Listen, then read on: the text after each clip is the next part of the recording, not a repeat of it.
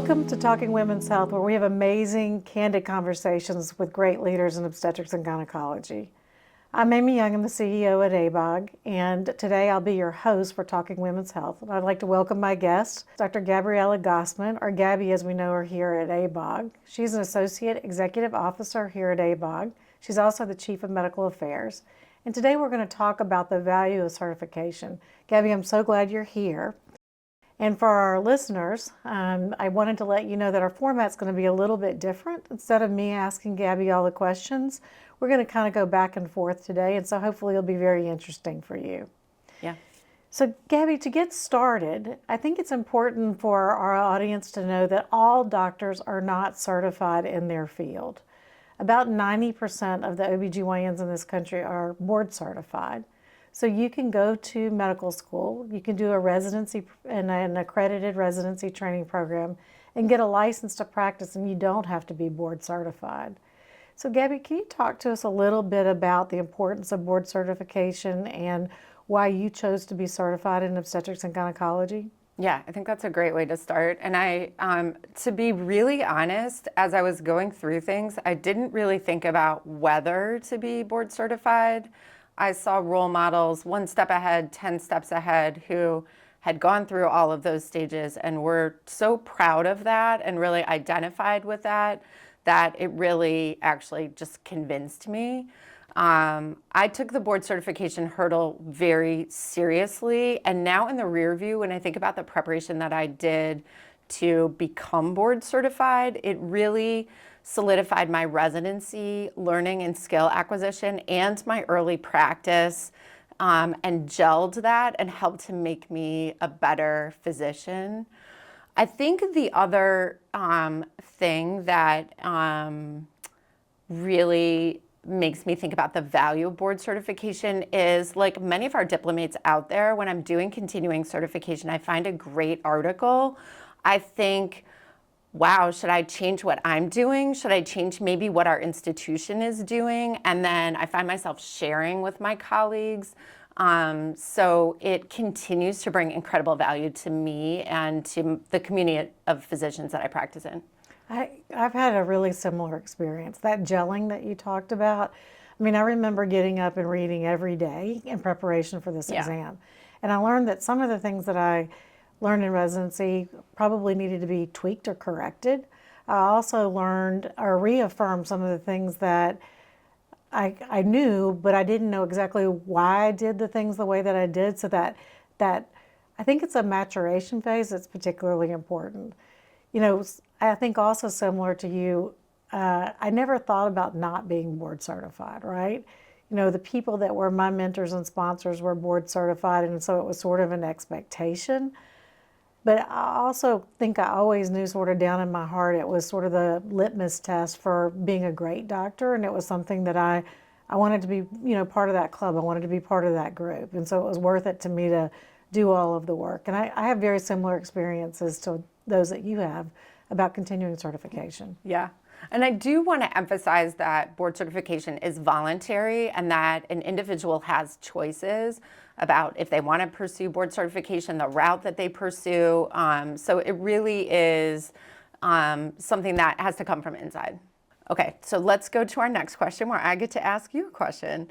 So now that we've talked about the why behind board certification, let's talk a little bit about how. Amy, is a diplomat yourself and now as ABOG CEO, can you share how does an obstetrician gynecologist go about getting board certified? And what are some of the eligibility requirements that a provider must complete to get toward that road? So I think it's important for our audience to know that what the certification process is in OB-GYN. So there's an initial certification that's 2 parts. There's a written exam, which is an exam that tests your medical knowledge and says you're ready for practice. And then there's also a certifying exam or an oral exam that you take a year or 2 into your practice, where you have the ability to demonstrate your knowledge with your real cases and real patients that you took care of. And so in order to be eligible to those exams, you have to finish an accredited residency training program in the United States, or you have to finish an accredited residency training program in Canada. We also have an alternative pathway program for people that may have trained outside the U.S. But essentially, you have to have finished this accredited program, and then you have to have an unrestricted license to practice medicine in the state. Those things are standards that have been set by the board as a sort of a minimum standard for you to be able to take the exam. And those minimal standards are pretty important. One of the things that as you go through and take the certifying exam, you have a case list that you have to prepare. And those categories in the case list in and of themselves are eligibility standards. Those standards basically say, this is what an OB-GYN does, and this is how an OB-GYN practices, and so I can do these things. And I'm coming to take a test that shows my examiners are peer experts in the field that I do have the skills, knowledge, and ability to practice safe obstetrics and gynecology. I do want to also add, as we're talking about eligibility requirements, that all of our ABOG diplomates and our residents and fellows in training have a portal. And for our residents and fellows in training, that portal really makes those eligibility requirements super transparent so that an individual working toward being eligible for initial certification can see it all right there. And we continue to try to make that a great space for residents and fellows to be able to check in and see what they need to do.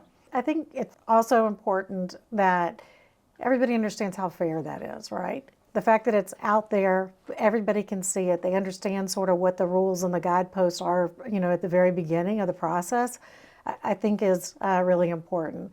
And I think those eligibility requirements will change over time as we continue to evolve in the specialty to ensure that we are providing the most up-to-date best practices, best care for patients that's based on evidence grounded in science.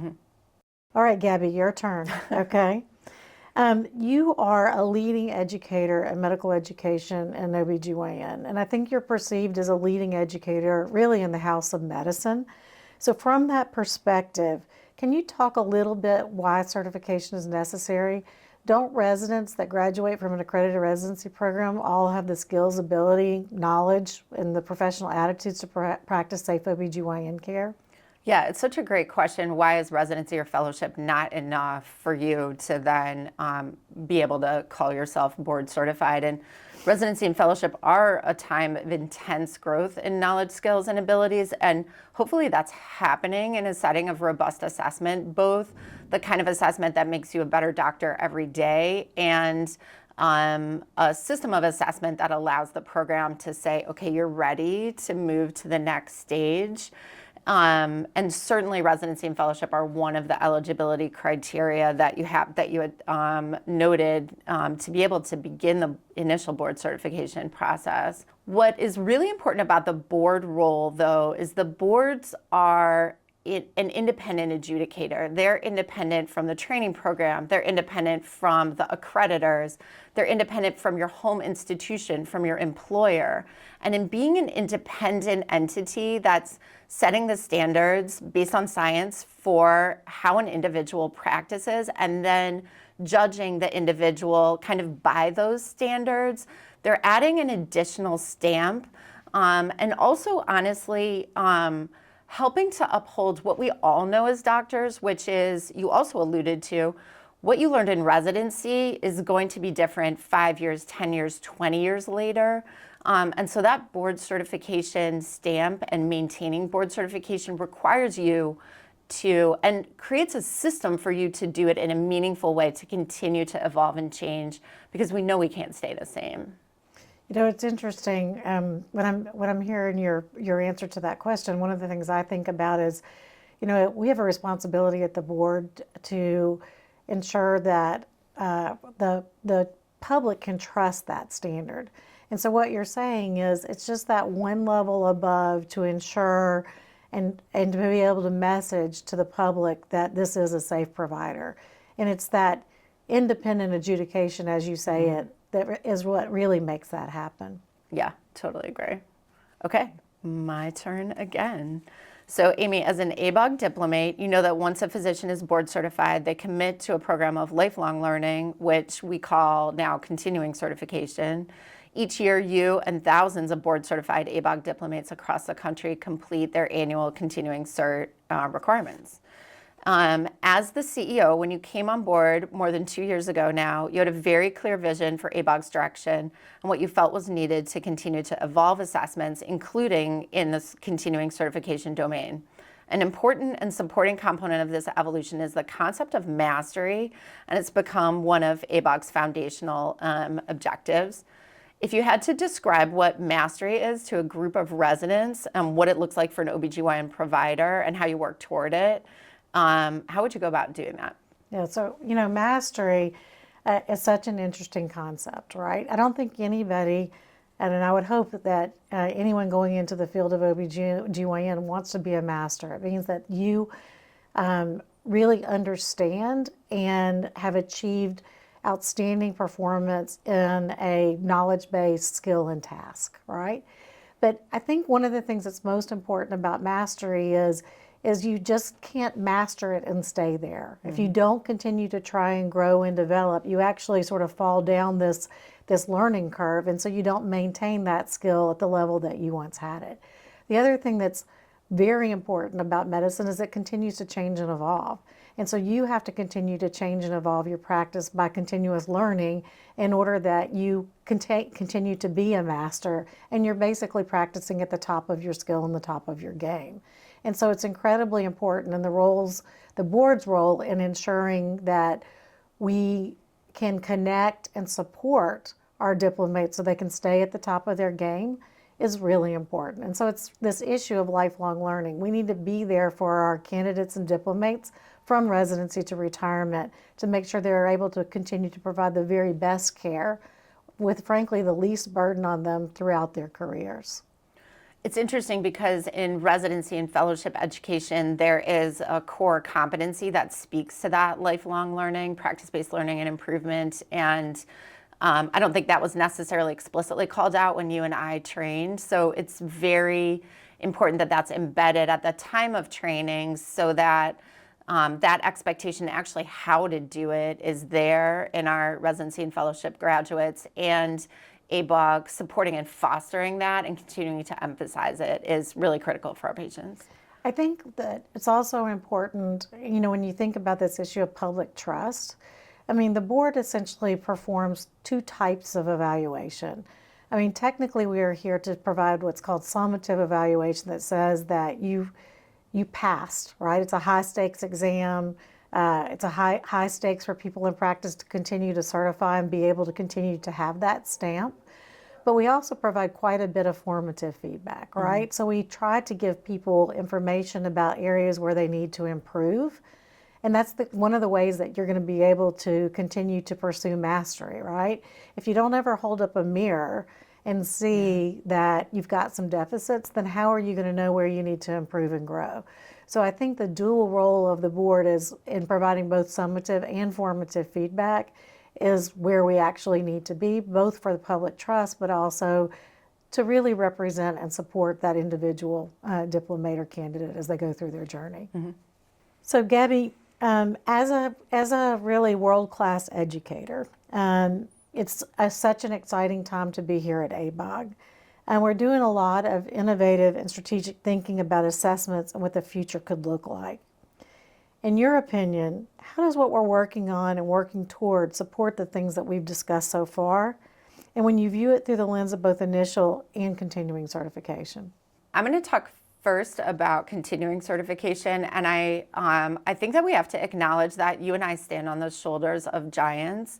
And if you think back to when maintenance of certification was a relatively new thing, and we as OB-GYNs had curated articles and answered article-based questions, how visionary that was at the time when our colleagues in other fields were taking very dense every 10-year exams. And so that spirit of innovation is just wonderful to now be a part of and get to be part of steering that. So our ACE pilot that starts in 2026 really builds on the magic of ABOG's approach to continuing certification by keeping what we've really loved, which are those curated articles, and then adding a little bit of the mirror that you were talking about to that. So taking some questions that will not be scored and an individual's self-reported practice domain and then feeding them questions that will allow them to reflect on their knowledge in that domain, to figure out strengths and then opportunities to learn more, so that we can almost curate their own learning moving forward. And what is incredibly cool is then we'll be able to aggregate performance of a whole cohort of individuals practicing in a domain and feed that to the entities that create education for cohorts of physicians, like our specialty societies, our subspecialty societies, and then maybe even move the needle on how fast a change in practice comes into the literature based on science, and then really reaches the bulk of our patients. So it's a pretty exciting innovation. Changes a little bit, but really keeps the heart of what's great about that. You know, our board, and when ABOG has been a really amazing institution. I don't know that most people realize that it's almost 100 years old. And we've been innovators even in the organizational space. So ABOG was one of the 4 founding members of the American Board of Medical Specialties, which is sort of our parent board. You know, it's kind of exciting. You know, we live and breathe this innovation, and we're in this space all the time. Last week, I had the opportunity to present the progress that we've made on our ACE pilot at the American Board of Medical Specialties. And it's so reassuring and reaffirming and frankly exciting to have other boards looking at us as leaders in the field in the field of innovation around certification. It's something I think that we can be very proud of within OB-GYN. And also, you know, it's great that we improve things for our diplomates and our candidates, but the opportunity for us to influence the whole house of medicine just is just a great opportunity. Yeah, that is incredibly cool. In the initial certification space, we've been sharing that leadership of the organizations throughout OB-GYN have decided that we are moving forward with competency-based medical education in our field. And many of our viewers may have heard about some of the initiatives that are going on in general surgery, in orthopedics, family medicine, pediatrics, some of the leading boards in this space. And in OB-GYN, our movement into the competency-based medical education space won't look exactly like theirs. I alluded to the resident and fellow portal a little bit earlier, and we were talking about eligibility criteria and how those may evolve. And really we're viewing that resident and fellow portal kind of as a platform or as a chassis, as you've coined that term, to place a whole portfolio of achievements that happen during residency and fellowship, and be able to accumulate those so that we are ensuring that individuals in their training program are staying on track to be ready for initial certification. So much work to be done by ourselves at ABOG and all of the leadership organizations in OB-GYN to get there, and more news to come. Well, that's so exciting. You know, mastery is so important to me, and I think, you know, CBME and mastery are really interrelated, because what we're really doing is I think, are setting a foundation for a lifelong career in pursuit of mastery by, you know, inculcating the ideas behind competency-based medical education early on in training. Yeah. So I think this is going to wind up our time together. If you had one last thing you wanted to share with our audience today, what would that be? I think that we are so eager at ABOG to understand our diplomates' experience and what's going to bring them value in the certification space and kind of all of the areas that we talked about. And so just want to welcome our viewers' thoughts about this, about directions, about things that work, things that don't work, so that we can continue to add value to patients and to our diplomates in the innovation that we do. I think that really lends itself well when you think about our core values. One of our core values is being inclusive, right? And so to have that dialogue and have really broad perspectives are going to continue to help us serve our diplomates better, and which will ultimately result in better care for their patients. So that winds up our time. So I'm Dr. Amy Young, and this is the end of our episode, Talking Women's Health, and we look forward to seeing you next time.